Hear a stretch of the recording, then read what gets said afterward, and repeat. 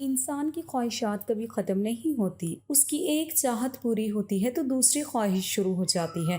और अक्सर उन नई नई ख्वाहिशों के चलते एक दिन उसके कदम बहक ही जाते हैं और वो गलत रास्ते पर निकल जाता है। पहले ही बड़े लोगों ने ये कहा है कि जितनी चादर हो उतने ही पैर फैलाने चाहिए। इस कहानी में मेरी बीवी अपनी चादर की हैसियत से ज़्यादा पैर फैलाती है, जिसकी वजह से मुझे कुछ ऐसा करना पड़ता है जिसके बारे में मैंने कभी ख्वाब में भी नहीं सोचा था। मेरी बीवी की रोज रोज की नई नई ख्वाहिशों की वजह से मैं बहुत ज्यादा परेशान हो गया था। हर दिन उसकी एक नई ख्वाहिश होती थी और अगर वो मैं ख्वाहिश पूरी नहीं करता तो वो अपने घर वालों से मेरी शिकायत करती थी और उनके सामने रोना धोना करती थी और कहती थी कि पापा माँ आपने मुझे ऐसे कंजूस आदमी के साथ ब्याह दिया है जो मुझे हर वक्त दुखी रखता है, मुझे मेरी ज़रूरत की चीज़ लाकर नहीं देता है, हर बात पर हर चीज़ में वो बहुत ज़्यादा कंजूसी करता है। और इसी वजह से मेरे सास ससुर मुझे बहुत खरी खोटी सुनाया करते थे। वो कहते थे अगर तुम्हारी हैसियत नहीं थी हमारी बेटी को खुश रखने की तो तुमने उससे शादी ही क्यों की। अगर तुमने ऐसा ही किया और हमारी बेटी को दुखी रखा तो अभी शादी को ज्यादा दिन नहीं हुए हैं, हम तुम्हारी तलाक करवा देंगे, फिर खाते रहना अकेले खाना पका पका कर। मैं मरता नहीं तो क्या करता। ऐसी बीवी की बजाय मैं कवारा ही रह जाता तो अच्छा था, कम से कम सुकून की जिंदगी तो थी। उसके आने के बाद मेरा सारा चैन सुकून खत्म हो गया था। मेरी बीवी हर वक्त मुझसे प्यार कम शिकायतें ज्यादा करती थी। मैं उसे खुश रखने की पूरी कोशिश करता था, लेकिन उसकी नई नई ख्वाहिशों के चलते रोज हम दोनों के बीच बहस होती थी। मेरा नाम अमार है और मैं 27 साल का खूबसूरत मिडिल क्लास लड़का हूँ। मेरी अच्छी खासी सेहत और पर्सनैलिटी थी। अभी 6 महीने पहले ही मेरी शादी हुई थी। इन 6 महीने में ही मेरा दिल अपनी शादीशुदा जिंदगी से भर गया था। ऐसा नहीं था कि मेरी बीवी खूबसूरत नहीं थी। मेरी बीवी दिखने में बहुत हसीन और खूबसूरत थी। उसकी इस खूबसूरती पर ही तो मैं अपना दिल हार बैठा था और मैंने शादी के लिए हाँ कर दी थी। लेकिन जितनी वो खूबसूरत थी उससे कहीं ज्यादा उसके नखरे थे। हर दिन उसकी एक नई ख्वाहिश होती थी और मैं उस ख्वाहिश को पूरा करता था। मिडिल क्लास इंसान के सामने बहुत सारी मुश्किलात होती हैं। उसे हर दिन एक नई मुसीबत का सामना करना पड़ता है। महीने में एक दिन उसको सैलरी मिलती है और उसे उस सैलरी को पूरे 30 दिनों तक चलाना पड़ता है और उस सैलरी में से आधे पैसे तो घर के खर्चे में चले जाते थे। बाकी पैसे मेरी बीवी की ख्वाहिशों को पूरा करने में पूरे हो जाते थे। जब भी वो कहीं बाहर जाती और किसी को कुछ पहने हुए देखती तो अगले दिन उसी चीज़ की जिद करने लग जाती थी। शादी के कुछ दिनों तक तो उसकी नॉर्मल ख्वाहिश होती थी जिन्हें मैं आसानी से पूरी कर देता था, लेकिन जैसे जैसे दिन गुजरते जा रहे थे वैसे वैसे उसकी ख्वाहिशें भी आसमान छूती जा रही थी। मैं उसकी रोज रोज की नई नई ख्वाहिशों से तंग आ चुका था। उससे शादी होने के बाद मेरी जिंदगी जहन्नुम बन गई थी। मैंने उसे कितनी बार समझाया था कि थोड़े अपने खर्चे कम करो, थोड़ा अपनी ख्वाहिशों पर और अपने खर्चों पर लिमिट रखो। अभी मार्केट में काम बहुत कम चल रहा है, इसीलिए ऑफिस वाले लोग भी सैलरी में कटौती करके दे रहे हैं। लेकिन मेरे ऐसा कहने पर वो अपना हर बार का रोना धोना शुरू कर देती थी। वो कहती थी तुमसे शादी होने के बाद मेरी जिंदगी बर्बाद हो गई है, मुझे तुम मेरी जिंदगी को मेरे हिसाब से जीने नहीं देते हो, मुझे छोटी छोटी चीजों के लिए तुमसे बहस करनी पड़ती है। अगर तुम्हारी हैसियत नहीं थी मुझे खुश रखने की और मेरे खर्चे पूरे करने की तो तुमने मुझसे शादी ही क्यों की थी। शादी के वक्त तो तुमने बड़ी बड़ी बातें की थी, कहा था कि तुम्हारी आंखों में मैं कभी भी आंसू नहीं आने दूंगा, सारे जहां की खुशियां तुम्हारे कदमों में लाकर रख दूंगा। और अब तुम अपनी गरीबी का रोना धोना मेरे सामने रो रहे हो। अब कहाँ गई तुम्हारी वो मुझे खुश रखने के वादे, अब कहाँ गई वो तुम्हारी मुझे खुशियां देने की कस्में। मैं तुमसे कोई ज्यादा थोड़ी मांगती हूँ, अपनी जरूरत की चीजें ही तो मांगती हूँ। और हर शोहर का ये फर्ज बनता है कि वो अपनी बीवी को उसकी जरूरत के मुताबिक चीजें लाकर दे, उसकी हर छोटी मोटी ख्वाहिशें पूरी करे। और अगर तुम मुझे खुश नहीं रख सकते तो कह दो, मैं तुमसे तलाक ले लूंगी। ऐसा नहीं था कि मैं उसके खर्चे और उसकी ख्वाहिशों को पूरा नहीं करता था।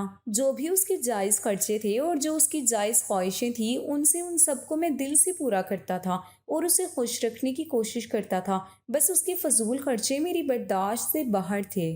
मेरी बीवी को समझाना भैंस के आगे बीन बचाने के बराबर था।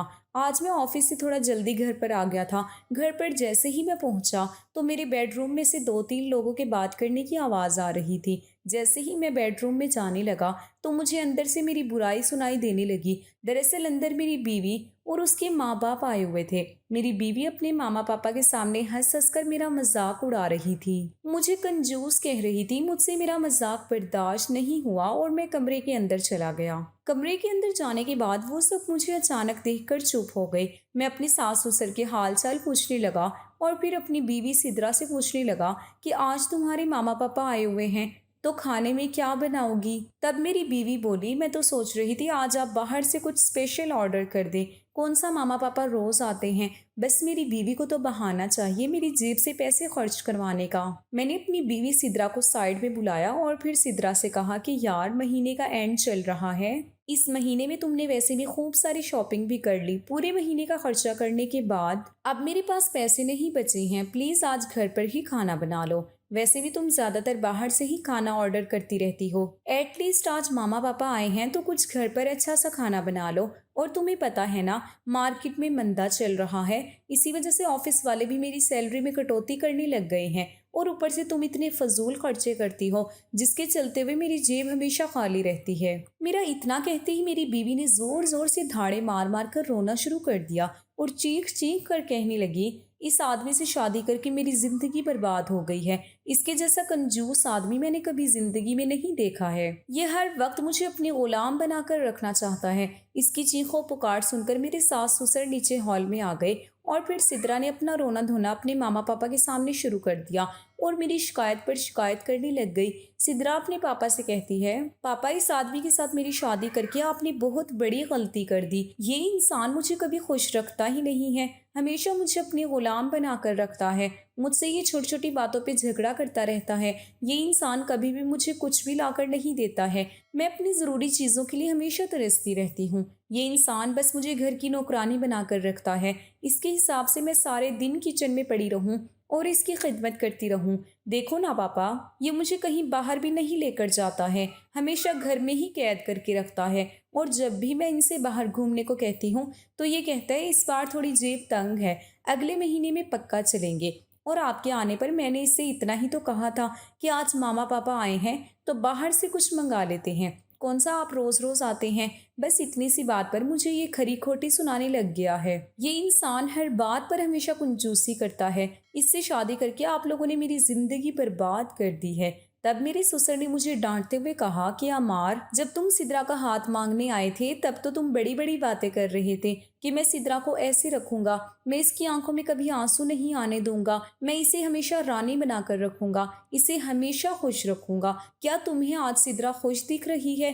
अगर तुम सिद्रा को खुश नहीं रख सकते हो तो कह दो, कल ही तुम्हें तलाक के कागज भिजवा देता हूँ। मैंने ससुर जी को कहा, पापा इस महीने में थोड़ा बजट तंग है और सिद्रा ने एडवांस में ही बहुत सारी शॉपिंग भी कर ली है, इसीलिए पैसे की थोड़ी परेशानी थी। बस इसीलिए मैंने सिद्रा से घर पर खाना बनाने के लिए कहा था। तब मेरे ससुर मुझसे कहने लगे, अमार थोड़ी शर्म करो, कम से कम हमारे सामने तो पैसे का रोना धोना मत रोया करो। सच कहती है सिद्रा, तुम बहुत कंजूस हो, तुम सच में बहुत ज्यादा कंजूसी करते हो। अरे कम से कम घर आए मेहमानों का तो ख्याल कर लिया करो, इतनी भी कंजूसी अच्छी नहीं है। मैंने कहा, पापा जी ऐसी बात नहीं है। तो ससुर जी कहते हैं, अगर तुम्हारे पास पैसे नहीं है तो आज का खाना हम ऑर्डर कर देते हैं। अब भला घर आए मेहमानों से मैं खाना थोड़ी ऑर्डर करवा सकता था, इसलिए मैंने उन सब से माफ़ी मांगी और फिर बाहर से उनकी पसंद का खाना ऑर्डर किया। मेरी बीवी हर बार अपनी बात ऊंची रखती थी और अपनी बात मनवाने के लिए वो भरी महफिल में भी मेरी इज्जत उतार देती थी। उसकी इन हरकतों से मैं बहुत ज्यादा दुखी हो गया था, पर मैं सोचता था वक्त के साथ साथ सिद्रा सुधर जाएगी। मेरी बीवी की मुझसे हजारों शिकायतें होती थी और उसकी ये शिकायतें कभी खत्म होने का नाम ही नहीं लेती थी। खैर खाना आ गया और हम सब साथ बैठकर खाना खाने लगे। तभी मौका देखकर मेरी बीवी ने एक डिमांड की कि मैं उसे शादी की सालगिरह पर तोहफा दूं। पहले ही बहुत तमाशा हो गया था और अब मैं कोई और तमाशा नहीं करना चाहता था, इसीलिए मैंने उसके गिफ्ट के लिए हाँ भर दी। अगले दिन मैं घर से ऑफिस के लिए निकला तो ऑफिस से मेरे दोस्त रोहान की कॉल आई और उसने मुझे एक ऐसी बात बताई जिसे सुनकर मेरे सर पर आसमान टूट गया। वो कहने लगा, यार अमार, मार्केट में मंदा चलने की वजह से ऑफिस की कम्युनिटी ने ऑफिस में से 10 लोगों को काम से निकाल दिया है और बदकिस्मती से उनमें से एक नाम तुम्हारा भी है और क्या पता अगला नाम मेरा भी हो सकता है। मैंने उसके सामने बहुत हाथ पैर जोड़े कि यार कैसे भी करके मुझे ये जॉब चाहिए। पर उसने तो यही कहा, अमार मेरे भाई, मेरे हाथ में कुछ भी नहीं है, बस मुझे तो बताने को कहा गया था, इसीलिए मैंने तुम्हें कॉल करके बताया है। रोहान की बात सुनकर मैं बहुत ज़्यादा परेशान हो गया था। और परेशान क्यों ना होता, आज शाम को मेरे घर पर सिद्रा ने शादी की सालगिरह की एक छोटी सी पार्टी रखी थी और मेरी जेब में एक फूटी कौड़ी भी नहीं थी। मैंने पैसों के लिए अपने यार दोस्तों को फ़ोन भी किया, उनके आगे मैंने हाथ भी फैलाए, मगर कहीं से मुझे कुछ भी मदद नहीं मिली थी। मैं बहुत परेशान होकर एक चाय की दुकान पर चाय पीने के लिए बैठ गया। चाय पीते हुए मेरी नज़र दीवार पर लगे एक बोर्ड पर गई। उस बोर्ड में जॉब ऑफर की गई थी और तनख्वाह एक अच्छी खासी मिल रही थी। मैंने फ़ौरन से उस पर लिखे नंबर पर कॉल की। सामने से एक खूबसूरत आवाज़ में एक औरत बोली और मुझे इंटरव्यू के लिए उसने अपने घर बुला लिया। मैंने फ़ौरन ही बिना देरी किए उसके बताए गए एड्रेस पर उसके घर पहुंच गया। उसने मुझे अपने घर पर ही बुलाया था। मैंने उसके घर पहुंचकर दरवाजे की बेल बजाई तो एक 25-26 साल की खूबसूरत औरत ने दरवाज़ा खोला और उसने मुझे घर के अंदर बुला लिया। घर के अंदर वो औरत अकेली ही रहती थी। उस औरत के घर में जाने के बाद वो औरत पहले तो मुझे बैठने के लिए बोली, फिर चाय पानी के लिए पूछने लगी। मैंने उसे चाय पानी के लिए मना कर दिया। फिर मैं उनसे जॉब के बारे में बात करने लगा। मैंने पूछा, मैडम, मैंने एक दीवार पर आपका जॉब अदद देखा था और उसी को देखकर मैंने आपको फ़ोन किया था और यहाँ पर आ गया। बताइए क्या जॉब है, मैं आपकी जॉब करने के लिए तैयार हूँ। मैडम ने मुझे अपना नाम किरण बताया और कहने लगी, तुम मुझे किरण के नाम से बुला सकते हो। और मुझसे पूछने लगी कि पहले तुम क्या काम करते थे। तो मैंने कहा कि मैं पहले सॉफ्टवेयर इंजीनियर का काम करता था, मार्केट में मंदी की वजह से मुझे काम से निकाल दिया है। तब किरण जी ने मुझे कहा, तुम्हारे लिए मेरे पास एक बहुत अच्छी जॉब है और उस जॉब से अच्छी दुनिया की कोई और जॉब नहीं है। इस जॉब में तुम्हें पैसे के साथ साथ बहुत सारा मज़ा भी आएगा। किरण की बात सुनकर मैं हैरान हो गया कि आखिर ऐसी कौन सी जॉब थी जिसमें मुझे मज़े के साथ साथ खूब सारा पैसा भी मिलने वाला था। मुझसे रहा नहीं गया और फ़ौरन मैंने किरण से पूछ ही लिया, किरण, आखिर वो जॉब क्या है जिसमें खूब सारे पैसे के साथ साथ मुझे ऐश भी करने को मिलेगा। किरण जी मेरी बात सुनकर कातिलाना मुस्कुराने लगी और मुस्कुराते हुए कहने लगी, तुम्हें तन्हा औरतों की तन्हाई दूर करनी है। जो औरतें प्यार के लिए तड़पती हैं उन्हें तुम्हें प्यार देना है। मैंने किरण से हैरान होकर पूछा, मैं कुछ समझा नहीं, ज़रा खुल के मुझे जॉब के बारे में डिटेल से बताइए। किरण जी फिर से मुझसे कहने लगी, इसमें इतना हैरान होने की ज़रूरत नहीं है, बस तुम्हें अपना जिस्म बेचना है।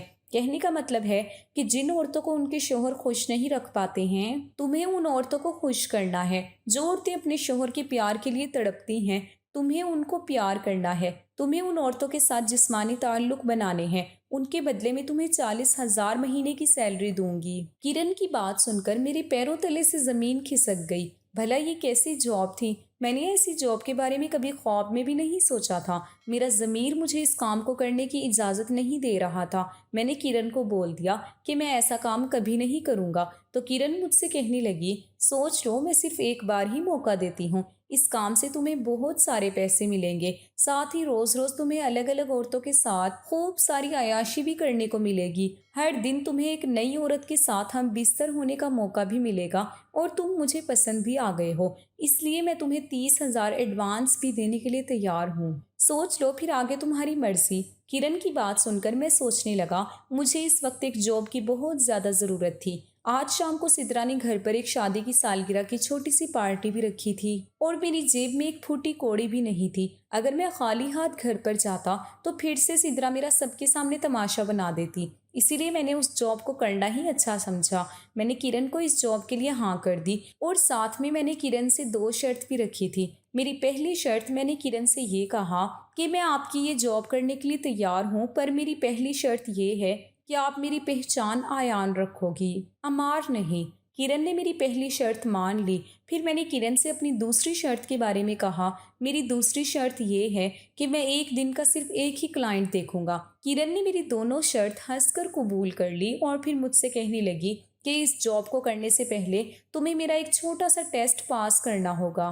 मैंने पूछा क्या टेस्ट है, तो किरण ने मुझसे कहा कि दूसरी औरतों को खुश करने से पहले तुम्हें मुझे खुश करना होगा।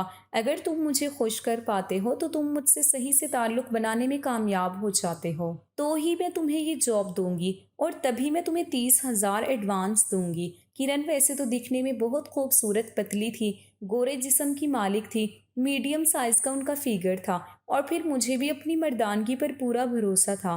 मैं किरण का टेस्ट देने के लिए तैयार हो गया तो किरण मेरा हाथ पकड़कर मुझे बेडरूम में ले गई और फिर मेरे साथ वो सब करने लगी जिसके बारे में मैंने कभी ख्वाब में भी नहीं सोचा था। बहुत देर तक किरण को मैं प्यार करता रहा और उन्हें हर तरीके से सुख देता हूँ और आखिरकार मैं किरण की उम्मीदों पर खरा उतरा।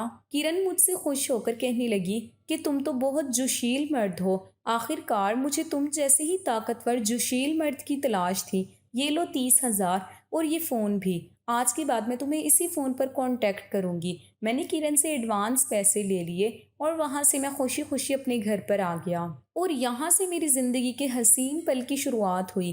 पर यही मेरी सबसे बड़ी भूल थी। खैर, घर पर आने के बाद सिद्रा को मैंने अपनी शादी की सालगिरह का तोहफा दिया और पार्टी को एंजॉय करने लगा। आज पहली बार मेरी बीवी ने मुझसे कोई भी शिकायत नहीं की थी। अगले दिन मुझे किरण की कॉल आ गई और मुझे एक क्लाइंट के साथ मीटिंग के लिए बुलाया गया। जैसे ही मैं किरण के घर पहुंचा तो किरण ने मुझसे कहा कि आज तुम्हारा इस जॉब पर पहला दिन है और मैं तुम्हें कुछ हिदायत देना चाहती हूँ। सबसे पहली बात, हर बार तुम्हारी क्लाइंट कोई 20-25 साल की खूबसूरत जवान औरत या लड़की नहीं होगी। कभी कभी तुम्हारी क्लाइंट 40-50 साल की उधेड़ उम्र की औरत भी होगी। ज़रूरी नहीं कि हर औरत जिस्मानी ताल्लुक बनाने से ही खुश हो। कभी कभी किसी औरत को खुश करने के लिए उसके दिल को भी टटोलने की ज़रूरत होती है और ऐसा करने के लिए उसके साथ फिजिकल रिलेशनशिप नहीं बल्कि उसके साथ दिल से अटैच होने की ज़रूरत होती है। और इसके लिए तुम्हें इससे दिल से प्यार मोहब्बत से बातें करनी होगी और उसके दिल को जीतने की कोशिश करो। अगर तुमने उस औरत के दिल को जीत लिया तो समझ लेना कि तुमने उस औरत को भी जीत लिया। इसीलिए तुम मेरी इस बात को ध्यान में रखना कि यहाँ आने वाली हर औरत या लड़की फिजिकल ताल्लुक की भूखी ही नहीं होती है। कभी कभी कुछ औरतों को प्यार और मोहब्बत की भी जरूरत होती है। किरण की सिखाई हुई बात को ध्यान में रखते हुए मैं उस कमरे में चला गया जहाँ पर मेरी क्लाइंट मेरा इंतजार कर रही थी। जैसे ही मैंने कमरे का दरवाजा खोला, सामने एक खूबसूरत 25-26 साल की औरत मेरा बेसब्री से इंतजार कर रही थी। दिखने में वो औरत काफी खूबसूरत और गोरे दूध जैसे बदन की मालकिन थी। कमरे में दाखिल होते ही वो मेरी तरफ प्यासी निगाहों से देखने लगी। मैं उसके पास जाकर बैठ गया। मैं उस औरत के पास आकर बैठा और उससे प्यार मोहब्बत से बातें करने लगा। उस औरत ने अपना नाम सोनिया बताया था। बातों ही बातों में मुझे पता चला कि उसका शोहर खूब पैसे वाला है, मगर वो किसी भी काम का नहीं है। वो एक गरीब खानदान से ताल्लुक़ रखती थी। घर वालों ने पैसा देखकर उसकी शादी उस अमीर इंसान से करवा दी थी। वो उसको हर तरह का सुख तो देता था, उसकी सारी ख्वाहिशें तो पूरी करता था, मगर वो उससे मियाँ बीवी वाला रिश्ता देने में कामयाब नहीं था। सबसे पहले मैंने उसको ड्रिंक पिलाई और फिर उसके साथ प्यार मोहब्बत के हसीन पलों की शुरुआत करने लगा। करीबन 2-3 घंटे तक मैं उससे प्यार करने के बाद और उसकी पूरी तरह प्यास बुझाने के बाद मैं उससे अलग हो गया। वो औरत मुझसे बहुत ज़्यादा खुश हुई थी और मेरी दीवानी हो गई थी। वो कहने लगी कि आज तुमने मुझे बहुत खुशी दी है, जिसके लिए मैं सालों से तड़प रही थी। आज से मैं तुम्हारी परमानेंट क्लाइंट हूँ और जब कभी मैं तुम्हें बुलाऊं प्लीज़ मना मत करना, आ जाना। बदले में मैं तुमको खूब ढेर सारा पैसा दूंगी। प्लीज़ मेरे लिए टाइम निकाल कर आ जाना। अब जिंदगी में तुम्हारे सिवा मुझे किसी और से किसी भी तरह की कोई और उम्मीद नहीं है। आज मुझे पता चला है कि हर इंसान के लिए सब कुछ पैसा ही नहीं होता है। पैसे के अलावा भी इंसान की जिंदगी में बहुत कुछ मायने रखता है। पर मेरी बीवी के लिए तो पैसे से बढ़कर कुछ नहीं था। उसके लिए शोहर की खुशी, प्यार, मोहब्बत ये सब फजूल की बातें थी। बस उसको तो पैसा ही पैसा चाहिए था। उसको अपनी ख्वाहिशों के आगे कुछ भी नहीं दिखता था। यहाँ पर मैंने अपना नाम बदल लिया था और सबको आयान नाम बताया था। खैर, मैं क्लाइंट को खुश करके अपने घर आ गया था। अगले दिन फिर से किरण ने मुझे नए क्लाइंट के साथ मीटिंग करने के लिए बुलाया और मैं फिर एक नए क्लाइंट से मीटिंग करने के लिए चला गया। आज की क्लाइंट 40 साल की उम्र के आसपास की एक उधेड़ उम्र की औरत थी। उसको अपनी ज़िंदगी से कुछ अलग ही शिकायतें थी। उसने मुझे अपने पास बिठाया और फिर अपनी ज़िंदगी का रोना धोना मुझे सुनाने लग गई। वो कहने लगी कि मुझे मेरा शोहर अब छूता तक नहीं है। वो कहते हैं अब तुम्हारे साथ ये सब करने का मेरा दिल नहीं करता। अब वो खुद रोज़ नई नई लड़की के साथ अपनी मन मर्जी करता है। उसका तो मुझे प्यार करने का दिल भी नहीं करता, लेकिन मेरा तो प्यार करने को दिल करता था ना। मैं अब जवान नहीं हूँ तो क्या मेरी सारी ज़रूरतें ख़त्म हो गई हैं? मैं उस औरत से कहने लगा, हर औरत की कुछ ज़रूरतें होती हैं और उन्हें पूरा करने के लिए एक मर्द की ज़रूरत होती है, और इन सब में उम्र मायने नहीं रखती। फिर वो औरत मुझसे कहने लगी, जैसे उनकी शारीरिक ज़रूरतें होती हैं ऐसी ही मेरी भी शारीरिक ज़रूरतें होती हैं, और वो अपनी शारीरिक ज़रूरत को गैर औरतों के साथ पूरा करता है। इसीलिए मैंने अपनी शारीरिक ज़रूरतों को पूरा करने के लिए गैर मर्द की तलाश की है। आखिर सबको अपने तन की भूख मिटाने का हक है। मेरा ये करना गलत तो नहीं है ना? मैंने कहा, नहीं। तो फिर वो कहने लगी, इसीलिए अपनी सारी शारीरिक ज़रूरतों को पूरा करने के लिए मैंने तुम्हें हायर किया है। मेरा ऐसा करने से मेरी कोई बदनामी नहीं होगी। अगर आसपास में ये सब करती तो मुझे अपनी बदनामी का डर था। मैंने कहा, अच्छा किया आपने जो आप अब मेरे पास आ गई हो। फिर वो थोड़ी रोमांटिक होती हुई कहती है, अब चलो मेरे राजा, मुझे अब हर तरह से खुश कर दो। फिर वो उस औरत को खुश करने लगा। मुझे उस औरत को खुश करने में ज़्यादा मेहनत नहीं करनी पड़ी थी, क्योंकि वो औरत पिछले कई महीनों से प्यासी थी। वो खुद मेरे साथ वो सब करने लगी। मुझे इस काम को करने में मज़ा कम, औरतों की ज़िंदगी की असलियत जानने में बड़ा मज़ा आ रहा था। मैंने अब तक जो देखा था वो हैरान करने वाला था। मैं सोचता था कि पैसे वाला हर इंसान खुश है, लेकिन ये मेरा सबसे बड़ा वहम था। मुझे एक एक करके सारे पैसे वालों की हकीकत नज़र आ रही थी। हर इंसान की ज़िंदगी से कुछ न कुछ शिकायतें थी, और ये सब मैंने देखा था। खैर, बहुत देर तक उस औरत को खुश करने के बाद मैं अपने घर आ गया, और अगले दिन फिर एक नई क्लाइंट के लिए निकल जाता था। आज की क्लाइंट एक 20-21 साल की खूबसूरत अनमैरिड बाप की बिगड़ी हुई औलाद थी, और वो अपनी लाइफ में बहुत कुछ नया एडवेंचर करना चाहती थी। इसीलिए उसने मुझे हायर किया था। उसकी ख्वाहिशें तो कुछ अलग लेवल की ही थी। उसने मुझसे वो सब करवाया था जो आज तक किसी भी औरत ने मुझसे नहीं करवाया था। कुछ काम करने में तो मुझे बहुत ज़्यादा बुरा भी लगा था, पर वो मुझे मुंह मांगा पैसा दे रही थी। इसीलिए मैं उसकी ज़रूरत के हिसाब से उसे खुश करने में लग गया। उसको खुश करना बहुत मुश्किल काम था, और थक हार कर मैं अपने घर आ गया था। और इसी तरह रोज़ रोज़ नई नई औरतों के साथ मुझे जिस्मानी ताल्लुक़ बनाने पड़ते थे। मेरा काम ही कुछ ऐसा था जिसमें मुझे रोज़ रोज़ नई नई औरतों के साथ वक्त गुजारने का मौका मिलता था। उन औरतों में कुछ तो जवान होती थी, और कुछ उधेड़ उम्र की औरतें होती थी, और कुछ कॉलेज की और अमीर बापों की बिगड़ी हुई लड़कियां भी होती थी। कभी कभी तो मुझे ग्रुप में इनवाइट किया जाता था, और एक साथ कई लड़कियों को या कई औरतों को खुश करना पड़ता था। अगर जिस दिन ऐसा होता था उस दिन तो मेरी हालत ख़राब हो जाती थी, क्योंकि वो मुझे बहुत बुरे तरीके से नोचा करती थी। इस काम में खूब सारी आयाशी के साथ साथ मुझे ढेर सारा पैसा भी मिल रहा था, और इस काम के चलते हुए मैं अपनी बीवी को वक्त नहीं दे पा रहा था, क्योंकि क्लाइंट से मीटिंग करके घर पर आने के बाद सिद्रा के साथ मुझे कुछ भी करने की ख्वाहिश नहीं होती थी। अब मैं सिद्रा की पैसे की भूख तो बखूबी मिटा रहा था, पर उसे जिस्मानी सुख नहीं दे पा रहा था, जिसके चलते हुए अब वो आहिस्ता आहिस्ता परेशान होने लग गई थी। और वो जब भी मेरे पास आती थी तो मुझसे शिकायत पे शिकायत करती थी, और कहती थी कि अमार, तुम बहुत बदल गए हो। तुम मेरी अब हर ख्वाहिश पूरी करते हो, पर तुम मुझसे प्यार नहीं करते हो। तुम्हें पता है कि लास्ट टाइम हम लोगों ने कब रोमांस किया था? अगर तुम इस पैसे की वजह से मुझसे इतनी दूर हो गई हो तो मुझे ऐसा पैसा नहीं चाहिए। मुझे बस तुम और तुम्हारा प्यार चाहिए। मुझे मेरा वो पहले वाला अमार वापस चाहिए। प्लीज़ लौट आओ मेरे वो पहले वाले अमार बनकर। मुझे उसकी ये बातें सुनकर हंसी आ जाती है, और मैं उससे कहने लग जाता हूँ, सिद्रा, तुम्हें पहले भी मुझसे हज़ारों शिकायतें होती थी, और आज भी तुम्हें मुझसे हज़ारों शिकायतें हैं। तुम्हारी कभी मुझसे शिकायतें भी ख़त्म होंगी? इतना कि मैं उस पर चिल्लाता हुआ कहने लगा, चुपचाप सो जाओ और मुझे भी आराम से सोने दो। कल मुझे काम के लिए भी जाना है, और तुम्हें अगर पैसे चाहिए तो बोल दो। तुम अब दिल खोल कर पैसे खर्च करो, पर खुदा के लिए मेरा भेजा मत खाओ। आज इसकी वजह से मैं वो काम करने लग गया था जिसके बारे में मैंने कभी ख्वाब में भी नहीं सोचा था। अगर वो अपनी ख्वाहिशों पर और अपने खर्चे पर लिमिट रखती तो शायद आज मुझे ये सब नहीं करना पड़ता, और आज खुशी खुशी मैं उसके साथ अपनी शादीशुदा जिंदगी गुजार रहा होता। लेकिन आज उसकी ये ज़रूरत से ज़्यादा की ख्वाहिशों ने तो मेरा जीना मुश्किल कर दिया था। दोस्तों, ये काम जितना आसान और अच्छा दिखता था, हकीकत में उतना अच्छा नहीं था। कभी कभी तो मुझे अमीरों की औरतों को खुश करने के लिए उनके घर पर भी जाना पड़ता था। वहां पर जाने के बाद मुझे काफ़ी जलील भी होना पड़ता था। कभी कभी तो कुछ औरतें मुझे खिलौने की तरह रिएक्ट करती थी और मेरे साथ बहुत ज़्यादा ज्यादती करती थी। मैं इस काम से बहुत दुखी हो गया था, लेकिन चाह कर भी मैं अब इस काम को छोड़ नहीं पा रहा था। उधर कभी कभी तो मुझे किरण को भी वक्त देना पड़ता था और मुझे उन्हें भी खुश करना पड़ता था। आज मैं अपनी बीवी की वजह से बहुत बुरी दलदल में फंस चुका था।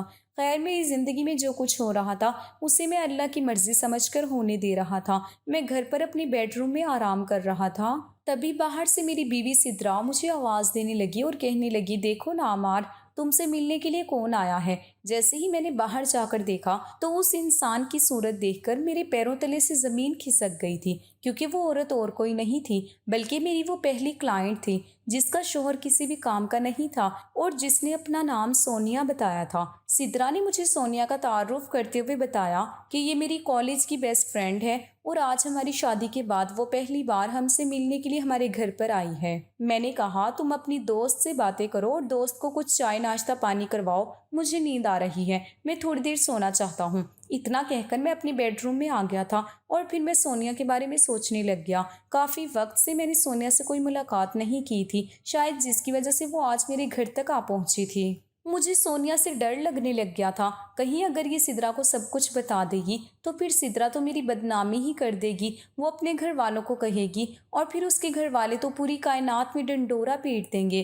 कि हमारा दामाद क्या काम करता है। खैर, मैं कैसे भी करके उस वक्त सोनिया से अकेले में बात करना चाहता था, पर वो सिद्रा के पास बैठी हुई थी और मैं उसे चाहकर भी अलग अपने कमरे में नहीं बुला सकता था। मैं ये सब सोच ही रहा था कि सोनिया मेरे कमरे में आई और मुझे आगोश में भरते हुए कहने लगी, अच्छा तो तुम्हारा रियल नाम अमार है। तुम तो अपनी सोनिया को भूल ही गए और देखो ना, आखिरकार मैंने भी तुम्हारा पता निकाल ही लिया और आज तुमसे मिलने के लिए मैं तुम्हारे घर तक आ गई। मेरी क्लाइंट का मेरे घर तक पहुंचना ये मेरे लिए अच्छी बात नहीं थी।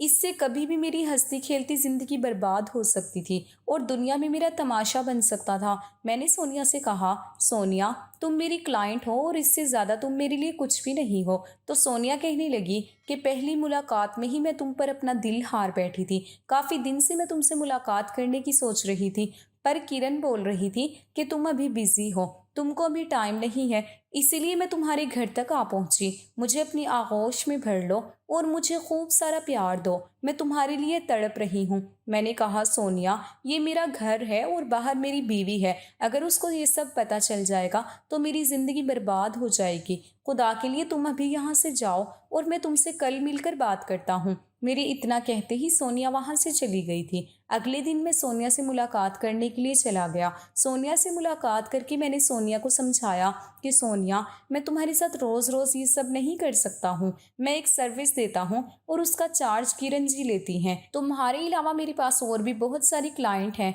मुझे उनके साथ भी वक्त गुजारना होता है और फिर मुझे इस काम में किसी से मोहब्बत करने की इजाज़त नहीं है। मुझे अपनी बीवी को भी वक्त देना होता है। तब सोनिया गुस्सा कर कर कहने लगी कि मुझे पता है तुम अपनी बीवी को कितना वक्त देते हो। मैंने कहा, यह हमारा आपसी मसला है, बेहतर होगा कि तुम इस सब में दखलंदाजी ना करो। सोनिया मुझे प्यार करने लग गई थी और वो अब मेरे साथ रिलेशनशिप में आना चाहती थी, लेकिन ये मेरे लिए मुमकिन नहीं था।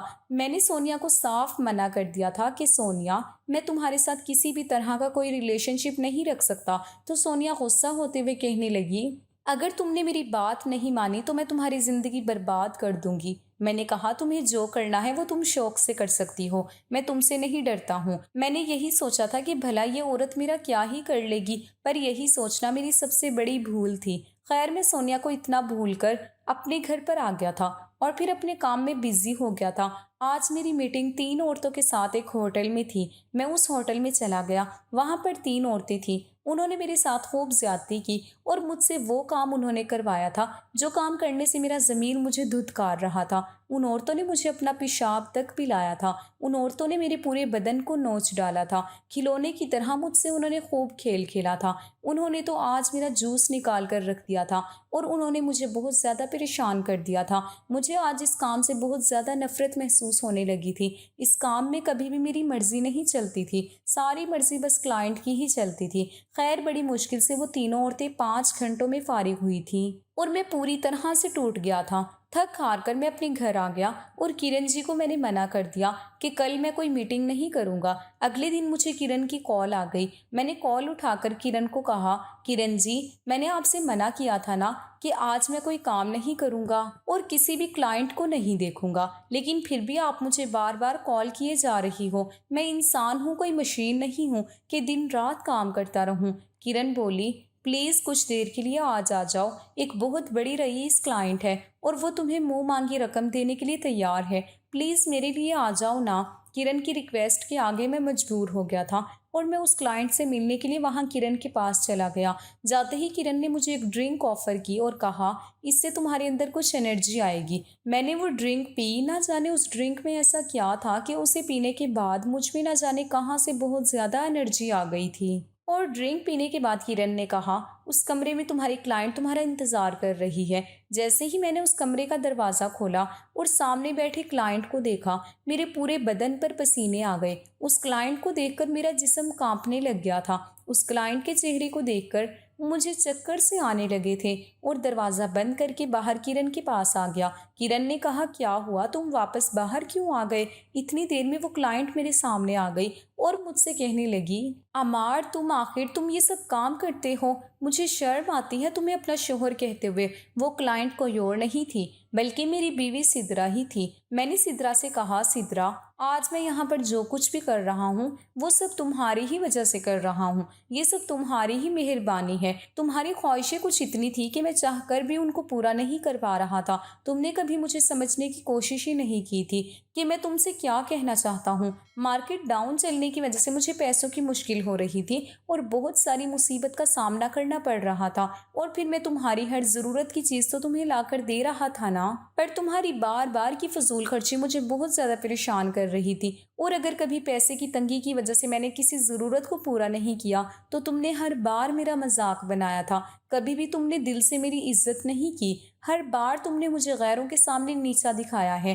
हर बार तुमने मुझे परायों के सामने कंजूस कहा है। मैंने तुम्हारी ज़रूरत की कौन सी चीज़ में कंजूसी की थी? ज़रा बताओ तो सही। उस दिन शादी की सालगिरह पर तुमने मुझसे डायमंड का नेकलेस का गिफ्ट मांगा था।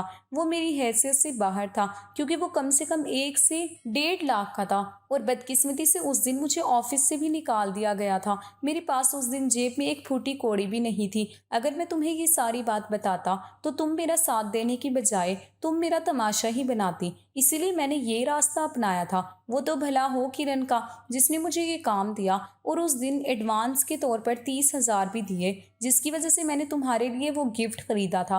पर तुमने एक बार भी नहीं सोचा कि मेरे पास इतने पैसे कहाँ से आए। बस तुम्हें तो तुम्हारी खुशियों से मतलब था। तुम्हारा शोहर क्या कर रहा है क्या नहीं, इन सब से तुम्हें कोई फर्क नहीं पड़ता था। तुम्हारा शोहर दुखी है या तकलीफ में है, ये कभी तुमने जानने की कोशिश भी नहीं की। तुम्हें तो बस अपनी ख्वाहिशें और अपने ख्वाब पूरे जो करने थे। मैंने अपने शोहर होने का हक बखूबी निभाया है और तुम्हें मैंने कोई भी कमी नहीं होने दी। अरे बीवी तो शोहर के हर सुख दुख में उसका साथ देती है, उसके साथ कदम से कदम मिलाकर चलती है, और तुमने तो मेरा जीना ही मुश्किल कर दिया था। और ऊपर से तुम तो एक बेगैरत औरत ही निकली जो अपने शोहर के होते हुए भी यहाँ दूसरे मर्द से ताल्लुक बनाने के लिए चली आई। तभी वहां पर सोनिया आ गई और वो कहने लगी, इसमें कसूर सिद्रा का नहीं है, कसूर तुम्हारा है। तुम अपनी बीवी की पैसे की भूख तो मिटाने में कामयाब हो गए, उसकी हर गैर ज़रूरतमंद ख्वाहिश को पूरा करने में महारत तो हासिल कर ली, लेकिन अपनी बीवी की जिस्मानी भूख नहीं मिटा पाए। इसके चलते हुए वो यहाँ पर आ गई। जिस दिन मैं तुमसे मिलने गई थी उस दिन सिद्रा ने मुझे अपने दुख बताए थे